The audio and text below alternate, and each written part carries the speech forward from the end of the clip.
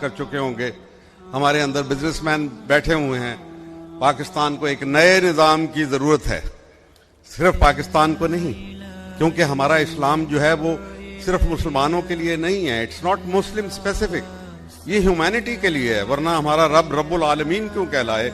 اور ہمارے نبی کریم کو اللہ نے خود لقب دیا کہ نبی تم رحمت للعالمین ہو. تو یہ سبھی کے لیے ہمارا جو ایک مشن ہے, اور اس کے اوپر جو فاؤنڈنگ فادرز ہے پاکستان کے, انہوں نے یہ بات کہہ دی تھی. قائد اعظم نے اپنی جو آخری تقریر 1 جولائی 1948 میں کی, اس میں یہ بات واضح کر دی کہ پاکستانی قوم کو ایک مشن دیا گیا ہے کہ آپ نے انسانیت کو ایک نیا نظام عطا کرنا ہے, اور ہمارے آئین کے اندر, ہماری قرارداد مقاصد کے اندر یہ ساری چیز موجود ہے. ابھی میں تقی عثمانی صاحب سے بات کر رہا تھا, وہ جسٹس بھی رہ چکے ہیں سپریم کورٹ کے. آپ نے پتہ نہیں کسی نے ان کا جسٹس سے بات نہیں, خطاب نہیں, مخاطب نہیں کیا. لیکن آج ہمیں ضرورت یہ ہے, جس کو میں نرم انقلاب کہتا ہوں, کہ آپ اپنے آئین کے اوپر عمل کروائیں. آئین میں سب آپ کو نظر آتا ہے, لیکن ہمارا حاکم اعلیٰ اللہ ہے, اور اگر آپ اللہ کی حاکمیت کو قبول کر لیں گے, جو آئینی طور پہ آپ کا فرض ہے کہ آپ کو قبول کرنی چاہیے, تو پھر اللہ کا آئین, اللہ کا قانون وہ قرآن کے اندر آ چکا. اور نبی کریم صلی اللہ علیہ وسلم نے جس دن کہا کہ آج کے دن اے لوگو تمہارا دین تم پہ مکمل ہوا, وہ بات وہاں ختم ہو گئی. ابھی لیکن ریاست مدینہ کے بعد دوسری ریاست جو بنی وہ پاکستان ہے. اس کا فرض ہے انسانیت کو ایک نیا نظام دے دے. پاکستان کا آئین واحد آئین ہے دنیا کے اندر جو کہتا ہے کہ انسانیت کی فلاح بہبود, اس کے امن اور اس کی خوشحالی کے لیے, اس کی خوشی کے لیے آپ نے کام کرنا ہے. کتنی بڑی بات ہے. کسی دنیا کا آئین یہ نہیں کہتا. امریکن کی خوشی کے لیے کرتے ہیں, برطانوی کے لیے کرتے ہیں, انڈینز اپنے ان کی خوشی کے لیے, لیکن ہم انسانیت کے لیے کرتے ہیں. لہذا یہ وہ چیز ہے جس کے بارے میں اگر آج کر کے دکھا دیں تو پھر اللہ تعالیٰ ہم پہ مہربان بھی ہو جائے گا. اور پھر علامہ اقبال نے اس کے لیے کہا تھا کہ ہفت کشور جس سے ہوں تسخیر بے تیگو تفنگ, تو اگر سمجھے تو تیرے پاس وہ سامان بھی ہے. یعنی مثال پیش کر دیں, لیکن کون مثال پیش کرے گا؟ قیادت کے اس فقدان میں, اس جہاں پہ اتنی مایوسی اور نا امیدی کی فضا ہو کہ غالب کا وہ مجھے یاد آ گیا شعر کہ سنبھلنے دے ارے اے نا امیدی, کیا قیامت ہے کہ دامان خیال یار چھوٹا جائے ہے مجھ سے. یعنی انتہا ہے نا امیدی کے, لیکن مسلمان کے لیے نا امیدی گناہ ہے. ہماری امید قائم ہے, اللہ تعالیٰ ہم پہ مہربان ہے. تاریخ نے ایک نئی کروٹ لے لی ہے.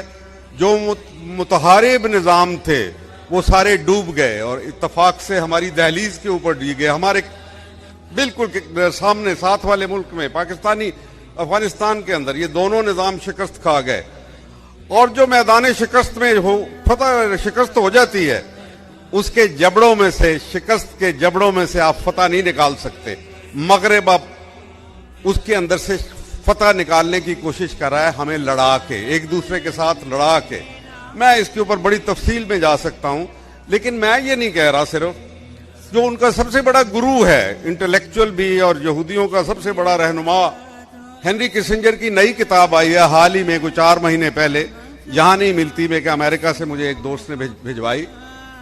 وہ کہتا ہے, اس کے کتاب کا نام ہے دی ورلڈ آرڈر. اب وہ کہتا ہے اسلام کو اور کنفیوشس کو, کنفیوشس چائنا کے لیے کہتے ہیں نا, کہ اس کی سویلائزیشن کو شامل کیے بغیر تمہارا نیا ورلڈ آرڈر تعمیر ہی نہیں ہو سکتا. یہ ورلڈ آرڈر نہیں ہے, یہ ڈس آرڈر ہے. وہ کہہ رہا ہے کہ یہ ڈس آرڈر ہے, اور ہم دیکھ رہے ہیں, اس کی نشانیاں دیکھ رہے ہیں. لہذا پاکستان کا وقت آ گیا. ابھی کسی کو نا امید نہیں ہونا چاہیے, بالکل مایوس نہ ہوں. اگر ہم اس وقت شکار ہو رہے ہیں, ہر طرف سے تیر و تفنگ ہمارے پہ چلائے جا رہے ہیں, تو اس کا یہ مطلب ہے کہ ہم کامیاب ہو رہے ہیں, کیونکہ ہمارا وقت آ گیا ہے. اور جس کا وقت آ جائے, وہ کہتے ہیں کہ nothing is stronger than the idea whose time has come. ہر زمان و مکان ایک خیال کے تحت چلتی ہے, ایک خیال جو برتر نظریہ ہوتا ہے کسی زمانے کا. آج دنیا میں کوئی برتر نظریہ نہیں ہے. اس برتر نظریہ کا نام اسلام ہے, اور اس کی وارث ریاست جو ہے وہ پاکستان ہے. یہ اس کے لیے آئی ہے. لہذا پاکستان نے آگے جانا ہے, آگے ہی جانا ہے, اور آگے ہی چلتا رہے گا. پاکستانی نوجوانوں کے لیے جو یہاں بیٹھے ہوئے ہیں, اور جو سن رہے ہیں، میں یہ آپ کو خوشخبری دینا چاہتا ہوں کہ اللہ تعالیٰ نے آپ کو قیادت کے لیے چن لیا ہے، لیکن آپ کو اپنے اندر کو، ضمیر کو صاف کرنا پڑے گا، آپ کو اپنا کردار سازی کرنی پڑے گی۔ جہاں آپ دنیا کے کام کریں گے، کوئی نہیں کہتا کہ آپ کو روک لیا جائے، آپ ڈائنامزم دکھائیں، اپنی ترقی کریں، بڑھیں، آگے کمائیں، روزگار پیدا کریں، بہت سی خواہشیں پالیں، کوئی حرج نہیں اس کے اندر، بے شمار خواہشیں۔ لیکن میں بہت سی اور باتیں کرنا چاہتا تھا، لیکن وقت کم ہے، تو میں صرف اس دعا کے ساتھ جو علامہ کی ایک دعا تھی کہ تیری خودی میں اگر انقلاب ہو پیدا، عجب نہیں ہے کہ یہ چار سو بدل جائے، تیری خودی میں اگر انقلاب ہو پیدا، عجب نہیں ہے کہ یہ چار سو بدل جائے، اور تیری دعا ہے کہ ہو آرزو تیری پوری، میری دعا ہے تیری آرزو بدل جائے۔ تو اپنی آرزوؤں کو بدلیں، کہ آرزو جب بدلے گی تو اللہ تعالیٰ جب شدت اس اختیار کرے گی آرزو، اللہ اس کو دے دے گا، عطا کر دے گا۔ پاکستان کا یہ اکنامک ماڈل نہیں ہے، یہاں بزنس مین بیٹھے ہوئے ہیں، we have to get rid of it. Market economy, market capitalism ہے، یہ ایکسپلائٹیشن ہے، ہمیں اس کو فارغ کرنا ہے۔ ہمارے پاس اتنا خوبصورت معاشی نظام ہے، لیکن ہم اس کو چھوڑ کے اور پتہ نہیں کس کس ماڈل کے پیچھے ہم بھاگ رہے ہیں، جو خود اپنے گھروں میں شکست کھا گئے ہیں۔ مغربی جمہوریت سے ہم تنگ آ گئے، عاجز آ گئے، اور جہاں تک قرضوں کا تعلق ہے، جو ہمیں بوجھ ڈلا ہوا ہے، ان کو کہو جاؤ، یہ قرضے نہ ہمارے پہ خرچ کیے گئے، نہ ہم سے پوچھ کے لیے گئے، اور نہ ہمارے پہ سخت ہے، بھاگ جاؤ یہاں سے۔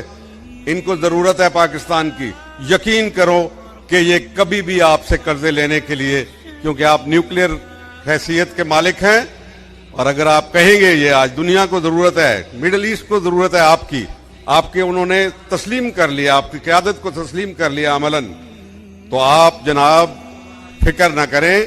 اگر وہ کہیں گے تو ہمارے پاس ایسی چیزیں بھی ہیں، ان کو کہو پھر ہم وہ فروخت کر کے تمہارے قرضے اتار دیں گے، یا پھر وہ بینکوں میں جو لٹا ہوا پیسہ پڑا ہوا ہے تمہارے بینکوں کے اندر، خود اسحاق ڈار نے کہا کہ $200 بلین پڑا ہوا ہے پاکستانیوں کا، تو وہ